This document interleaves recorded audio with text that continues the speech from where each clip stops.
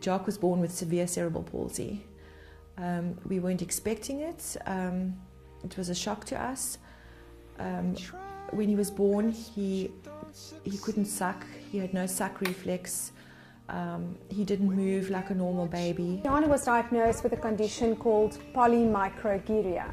Typical symptoms is the development of the child, speech, walking, everything is slow, and in fact they told us that the life expectancy is like 2 to 3 years, and Kiana will turn 7 in September. My little girl has Rett syndrome, and she was diagnosed about 1.5 years ago. It causes and creates developmental delays, and it also creates problems with their body functioning, their hand skills, their motor skills, their fine motor skills and their gross motor skills. Iris House is a children's hospice for children with special needs who are life limited or life threatened.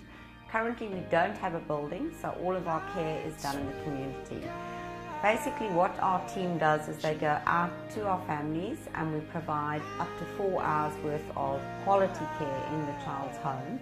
But that's not where it ends. We also get involved with our families on a much more personal level. We become their support structure and we become an extension of the family. It's very important to have people that got empathy and that not always giving you advice and tell you how to handle things and how to focus with a disabled child, but just surround you with love and support and show you that they're there, you know, whenever you need them, whether it's a call or a mail or a visitation, you know you can lean on them. When we were approached by Iris House, it was like heaven sent. First of all, they offered sits for us twice a month.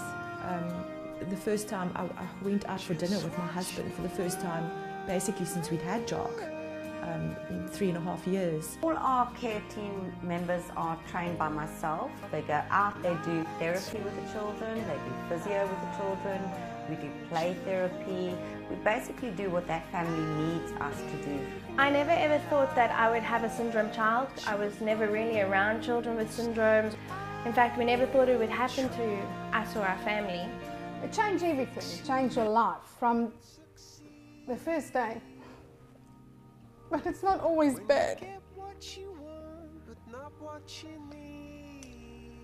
This is Jock's little smile. It was very subtle, and you have to know him to know that this is his smile with his little tongue forward and that little twinkle in his eyes. That was about the only response that we got from him. And I just love being with the kids, doing some good things, I think I found my purpose now. So there's nothing I can do about their diseases because I'm not a doctor, but I can help making each and every day for them special as long as they're here on earth. Any support from an individual, a company, any organization will be such well appreciated. These kids ask a lot, but not everybody with these special kids have that facility. I know a lot of families that can't even afford a wheelchair, for instance.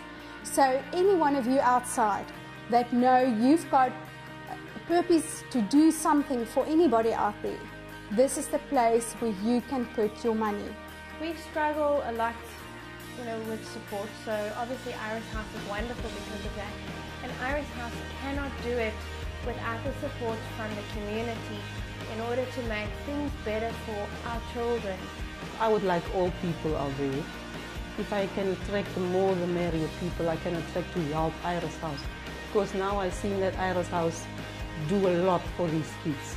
Yeah, I know that Sue and Iris House are working very, very hard to fundraise their organisation, as well as do the caring work, and it's very, very hard. And we've also found from our experience that there isn't much government support out there for people with special needs children. And if they could jump in on board and help Sue's organisation, it would make a huge difference. If anybody's watching this video and they would like to get involved in Iris House, there's numerous ways they can do so. We're always looking for volunteers. All we ask is that that person has their own transport and that they have a passion for children and they're ready to learn about special needs. Our service is 100% free to all of our families and always will be. So any financial donations are very, very greatly received. We always need toys. We always need nappies, and we always need food for our families as well. So any contribution that a member of the public can make, or if they'd like to join us, if they'd like to know more about us, they're very welcome to get hold of us. Go onto our website or to phone our office, and we'd love to chat to them and tell them more about what we do.